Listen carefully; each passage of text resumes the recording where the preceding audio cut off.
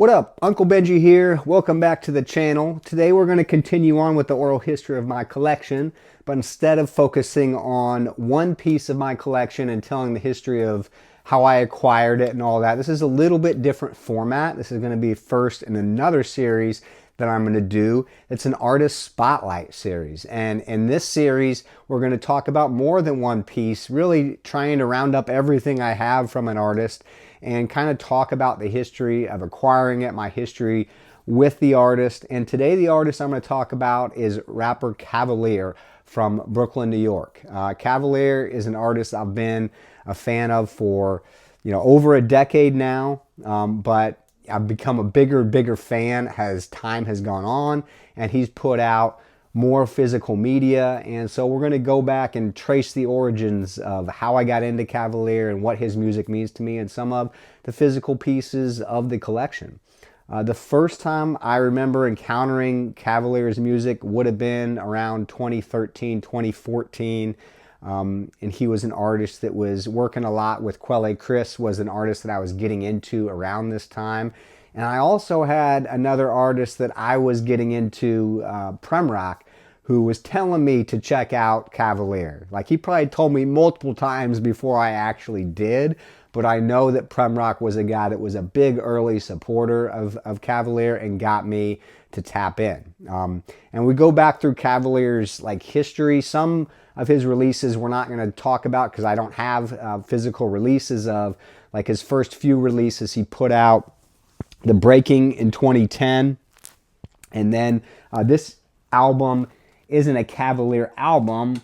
This here is an album by Cavalier Chris, Is Men, but you can see on the back here, I mean, Cavalier features on 1, 2, 3, 4, 5, 6, 7, 8, 9 of the 10 tracks Cavalier is a feature on here. So it really is very much like a Raekwon and Ghost kind of tag team. And while this was an album that, again, I know that Prem was telling me to listen to this back in the day, I think I had gotten into Cavalier Chris more with the album he put out here. And then it took me a little bit longer to go back to this album, even though I know Billy Woods was a big fan of this album too. So a lot of people were telling me, and I finally did go back and check it out. Man, Cavalier has some incredible appearances on here. So again, he had an album before that in 2010. And then he also put out in 2014, Chief, another album, and Lemonade in 2015. Lemonade he put out like a really cool physical edition for, not vinyl, but it wasn't something that I ever acquired at the time. Maybe I'll track it down at some point, but that was the first physical edition I remember seeing for something from Cavalier. Later in to Cav's career, I had been a fan through this 2015, 2016, 2017 era going on, and he had put out an album in 2018, which is right here, Private Stock, that is a true masterpiece to me. And the cool thing about having this album on vinyl is that he wasn't on a label at this time. I mean, Cav's always been a really self-sufficient artist, just releasing music on his own with little fanfare, despite how incredible his music is. But I remember they had some sort of like a Kickstarter to get funding to do a vinyl release for this album, because Cav had not had vinyl to my knowledge other than appearing on that Cavalier Chris album. And yeah, like, this was a really cool thing to see it come to fruition. It's a double gatefold vinyl, and a cool thing when I got to see Cav perform here in Indy at a release show, I got him to sign and make a little note for me here on the gatefold. So, this is a piece of the collection that I really cherish. Like, I don't get a lot of signatures on my vinyl. It's not really like a thing that I seek out, but to have this for Cav was like really special for me, with this being something that all of us fans had to kind of put in for to get it to actually happen. and then to see Cav actually out there touring, you know, it was really cool to have this in the collection, double vinyl. And then later, like after Cav, I believe this had been after he'd released another album or two that I'll get to here in a second. He also later put out a special edition CD of Private Stock, which is really cool to own. And when he sent these out, it was a very limited edition, and he signed and numbered that. It might have only been 50 of them. I got number 48. I forget how many of them he put out. Maybe it was 100.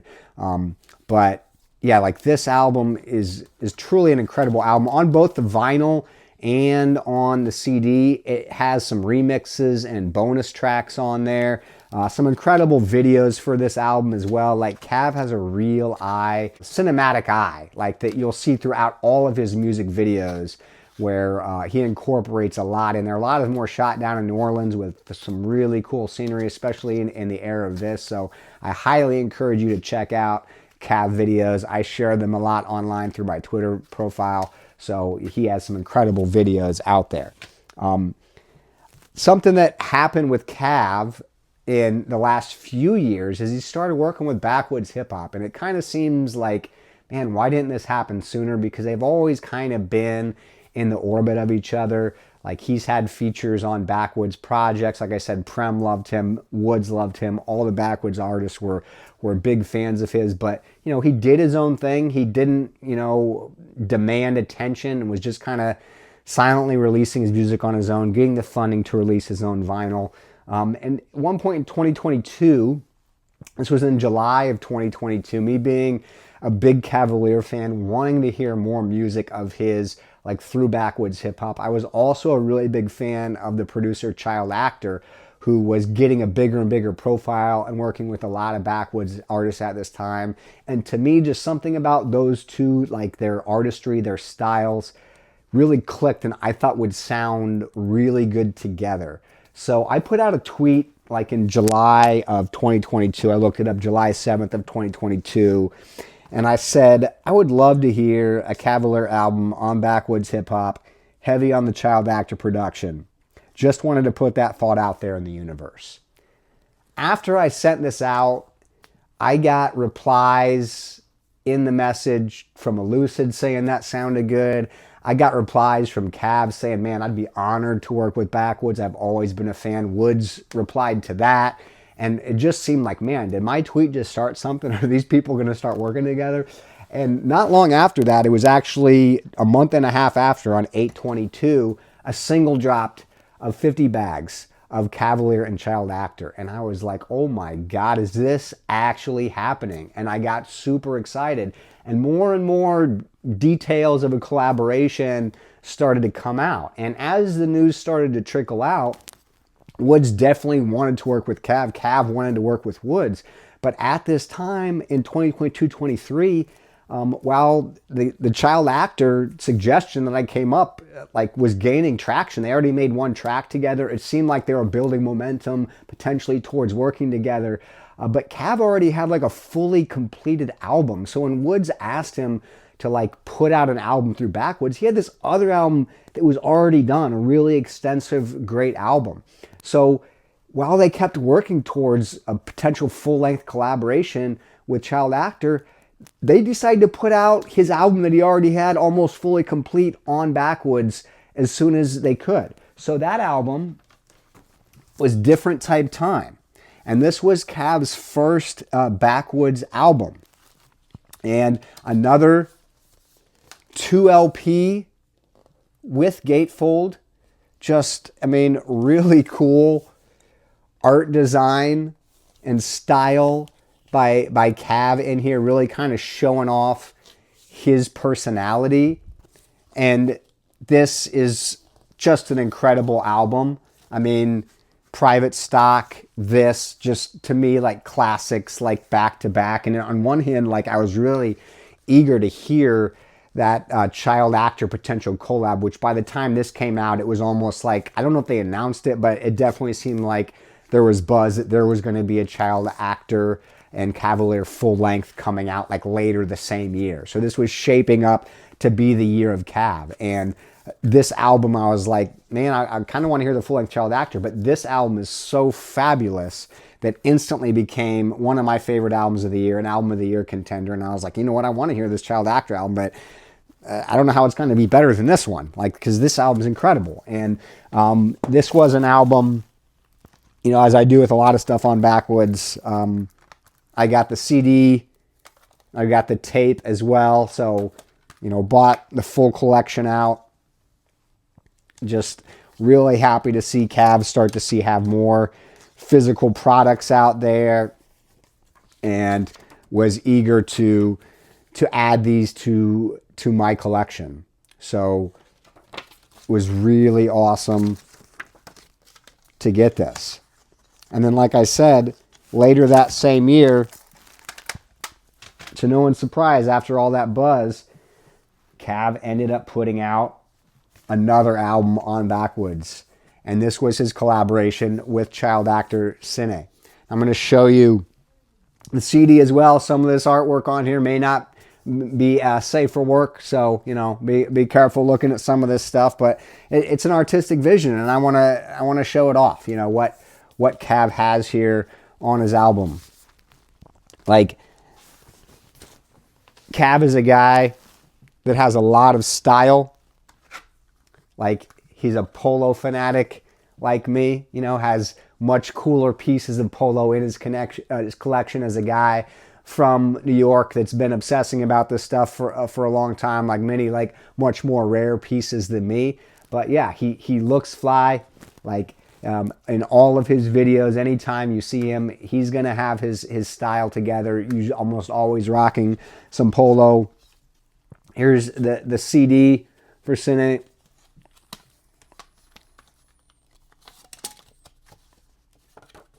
It's got the lyrics in there, which we always appreciate as listeners. And again, more just really cool artwork on there.